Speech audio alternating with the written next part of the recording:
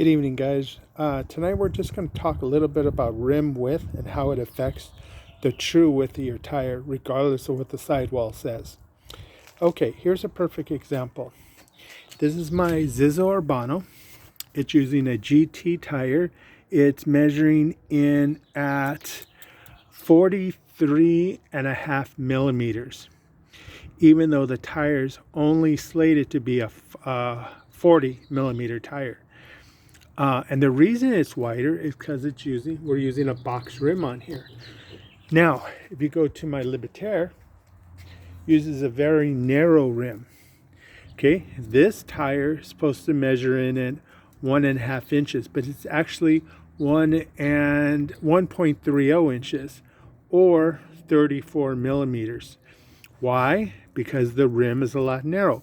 Now, if I would put this tire on this rim, we'd probably have a true 1.50 or close to a 42 millimeter.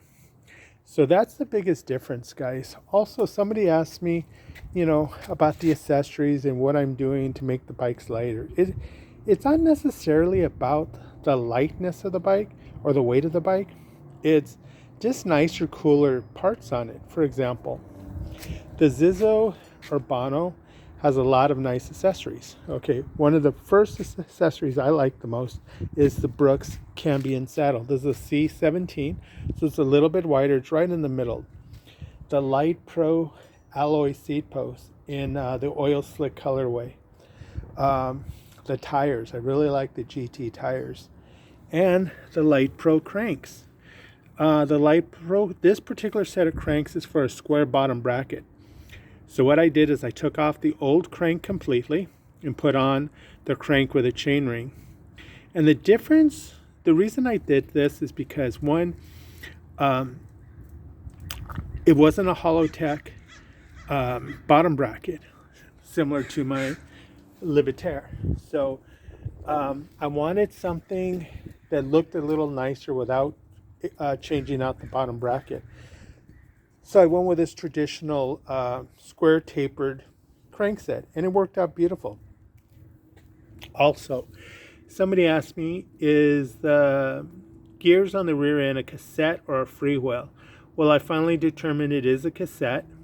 It's just harder to get to because you got to take that big bolt out, whereas the cassette on my quick release rear wheel is very simple. You just have to take off the smallest cog and everything comes off with it, so it's a little nicer and easier to deal with. What else about these two bikes? Just making them look good and having fun is really the essence of what I do with these bikes. They're not race bikes, they're basic folding bikes, and that's what it really comes down to. Yeah, I like mine looking fast. I like mine looking racy. But, they're just fun bikes. They're portable bikes. They're bikes you can fold up, obviously. Even though I'm not a big fan of folding them.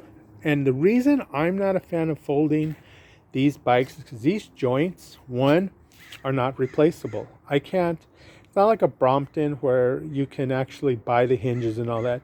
None of this stuff is replaceable. So I figure, and my train of thought is, the least amount of folding is better for the joint because it's not going to get all that wear and tear. And yeah, eventually, it'll break down, but I want it to last as long as I can. And when I resell the bikes, I tell everybody I don't fold my bikes. And I tell them the reasoning behind why I don't fold my bikes. And yeah, maybe the lifespan of the frame, I think Zizo gives it a 5 or 10 year warranty, because maybe that's the lifespan of the joint. Who knows? I could double that lifespan by simply not using the joint, and that's the handlebar and the main frame. I didn't buy them to fold them. I didn't buy them because I had little space to put my bikes. I bought them because I thought they were super cool bikes, and that's the real reason why I bought folding bikes.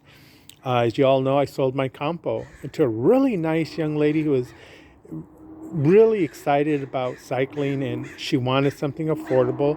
She was 5'1", so it was a perfect bike for her, and it was her first bike.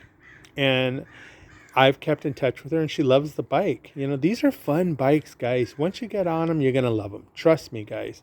Once you get on a folding bike, whether it's a Zizzle, a Tern, a Birdie, a Brompton, whatever, whether you spend 400 or 4,000, you know, these bikes are a lot of fun. Okay, guys, you have any questions, please let me know.